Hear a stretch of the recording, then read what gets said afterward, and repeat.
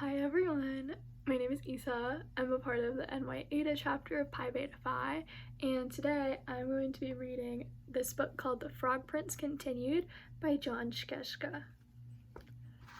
So, Frog Prince Continued.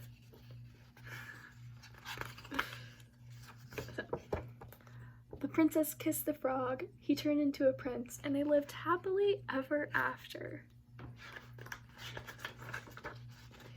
Well, let's just say they lived sort of happily for a long time. Okay, so they weren't so happy. In fact, they were miserable. Stop sticking your tongue out like that, nagged the princess. How come you never want to go down to the pond anymore? Whined the prince. The prince and princess were so unhappy, they didn't know what to do.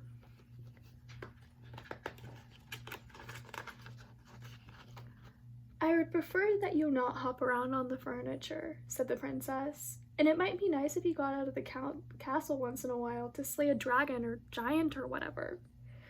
The prince didn't feel like going out and slaying anything. He just felt like running away. But then he reread his book, and it said right there at the end of his story, they lived happily ever after. The end. So he stayed in the castle and drove the princess crazy. Then, one day, the princess threw a perfectly awful fit. First you keep me awake all night with your horrible croaking snore. Now I find a lily pad in your pocket. I can't believe I actually kissed your slimy frog lips. Sometimes I think we would both be better off if you were still a frog. That's when the idea hit him. The prince thought, still a frog? Yes, that's it. And he ran off into the forest looking for a witch who could turn him back into a frog.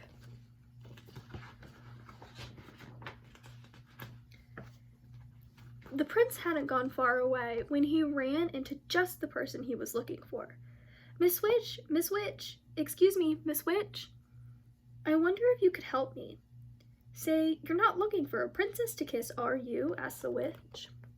Oh no, I've already been kissed. I'm the frog prince. Actually, I was hoping you could turn me back into a frog. Are you sure you're not looking for a beautiful sleeping princess to kiss and wake up? No, I'm the frog prince. That's funny. You don't look like a frog. Well, no matter. If you're a prince, you're a prince. And I'll have to cast a nasty spell on you. I can't have any princess waking up Sleeping Beauty before the 100 years are up. The prince didn't stick around to see which nasty spell the witch had in mind.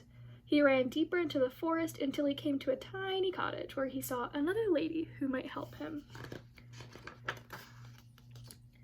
Miss Witch, excuse me, Miss Witch. I wonder if you could help me. I'm a prince and... Huh? What did you say? Prince? Croaked the witch. No, yes. No. I'm not the prince looking for Sleeping Beauty, but yes, I'm the frog prince. And I'm looking for a member of your profession who can turn me back into a frog so I can live happily ever after. Frog prince, you say? That's funny. I thought frogs were little green guys with webbed feet. Well, no matter. If you're a prince, you're a prince, and I can't have any princes rescuing Snow White. Here, eat the rest of this apple. The prince, who knew his fairy tales and knew a poisoned apple when he saw one, didn't even stay to say, no thank you. He turned and ran deeper into the forest. Soon, he came to a strange-looking house with a witch outside. Miss Witch, excuse me, Miss Witch. I wonder if you could help me. I'm the frog. If you're a frog, I'm the king of France, said the witch. No, I'm not a frog. I'm the frog prince. But I need a witch to turn me back into a frog so I can live happily ever after. Can you do it? Said the prince in one long breath. The witch eyed the prince and licked her rather plump lips. Why, of course, dearie. Come right in. Maybe I can fit you in for lunch. The prince stopped on the slightly gummy steps. Something about this house seemed very familiar. He broke off a corner of the windowsill and it tasted like gingerbread. I hope you don't mind my asking, Miss Witch, but do you happen to know any children by the name of Hansel and Gretel? Why, yes, Prince darling, I do. I'm expecting them for dinner. The prince, who, as we said before, knew his fairy tales, ran as fast as he could deeper into the forest. Soon, he was completely lost. He saw someone standing next to a tree. The prince walked up to her, hoping she wasn't a witch, for he'd had quite his fill of witches. "Madam, I'm the Frog Prince. Could you help me?" "Gosh, do you need it?" said the fairy godmother. "You are the worst-looking frog I've ever seen." "I'm not a frog. I am the Frog Prince," said the prince, getting a little annoyed, "and I need someone to turn me back into a frog so I can live happily ever after." "Well, I'm on my way to see a girl in the village about going to a ball, but I suppose I could give it a try. I've never done frogs before, you know." And with that, the fairy godmother waved her magic wand, and the prince turned into a beautiful carriage. The prince couldn't believe his rotten luck.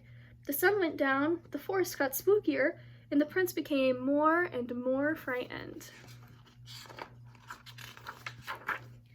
"Oh, what an idiot I've been. I could be sitting at home with the princess, living happily ever after.